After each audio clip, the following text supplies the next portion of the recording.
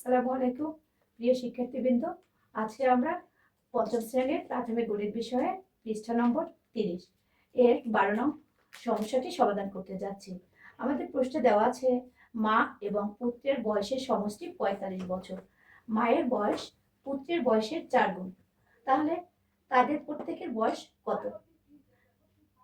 তাহলে আমরা এখানে ধরি পুত্রের বয়স 1 গুণ আর মায়ের বয়স হচ্ছে পুত্রের বয়সের 4 গুণ। তাহলে তাদের দুজনের মোট বয়স হচ্ছে 5 গুণ। তাহলে এখানে পুত্রের বয়স 1 গুণ যেহেতু, তাহলে আমরা কি করব, পুত্রের বয়সটা যেহেতু মায়ের চেয়ে কম, তাহলে দুজনের মোট বয়সের সমষ্টি হচ্ছে 45 বছর। তাহলে পুত্রের বয়স 5 ভাগের 1 ভাগ হবে।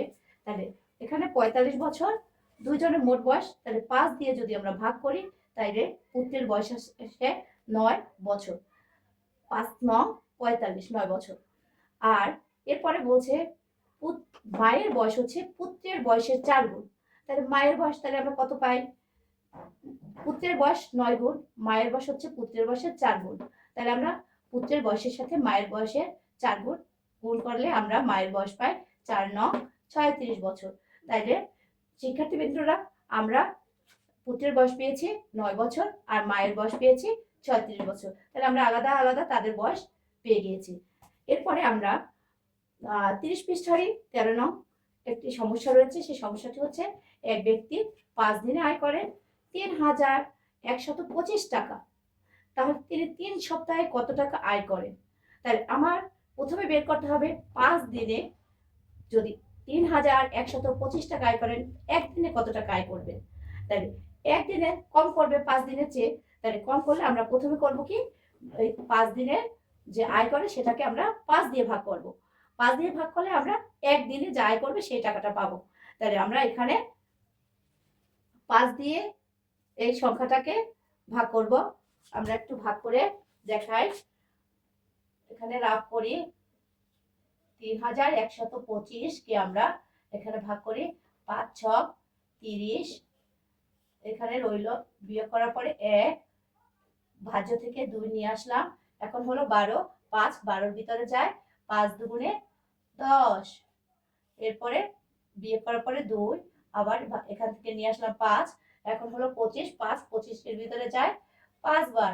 তাহলে 5 5 গুণে 25। তাহলে আমাদের একদিনে আয় হচ্ছে 625 টাকা। আমরা এখানে সেই 625 টাকা পেলাম। এরপরের কাজ হলো আমার, এখানে বলছে 3 সপ্তাহে। তাহলে যেহেতু আমার এখানে দিন দেওয়া আছে আর এখানে দিয়েছে সপ্তাহ, তাহলে আমাদের প্রথমে জানতে হবে, আমরা জানি এক সপ্তাহে হচ্ছে 7 দিন। তাহলে আমার 3 সপ্তাহে কত দিন? তাহলে এই যে 7 গুণ 3, তাহলে আমরা 3 সপ্তাহে কত দিন আসতেছে এটাকে গুণ করলে আমরা পাবো 21 দিন। তাহলে একদিনে যেহেতু 625 টাকা, তাহলে 21 দিয়ে আবার যদি গুণ করি তাহলে আমরা কি পাই? আমরা ওই 3 সপ্তাহে কত টাকা আয় করবে সেটা পাবো। তাহলে এই 3 7 21 মানেই হচ্ছে 3 সপ্তাহ। তাহলে 21 দিয়ে আমরা এই সংখ্যাটাকে 625 কে গুণ করবো 25 টাকা। তাহলে 13,125 টাকা। আমি তোমাদেরকে যেভাবে মৌখিক বুঝিয়েছি সেটা আবার ভেঙে এখানে দেখানো হয়েছে। তোমরা এই পদ্ধতিতেও করতে পারবে। যদি আমাদের গাণিতিক বাক্যে চাই তাহলে আমরা গাণিতিক বাক্যে এভাবে লিখবো।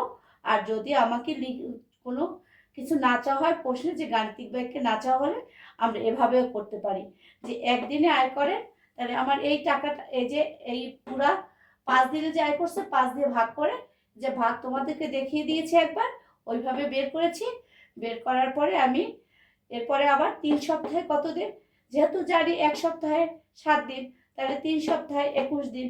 21 দিনে আয় করে আমরা এই যে 21 দিয়ে গুণ করেছি, এই গুণ করে এইটা দেখিয়েছি এখানে, সেটাই এই যে লেখা। তাহলে সুতরাং 3 সপ্তাহ আয় করে এই যে 13,125 টাকা। তাহলে তোমরা, আমি দুইভাবেই তোমাদের দেখিয়েছি, তোমাদের যেটা তোমাদের কাছে সহজ মনে হয় তোমরা সেভাবেই করবে। তাহলে তোমাদের সকলকে ধন্যবাদ।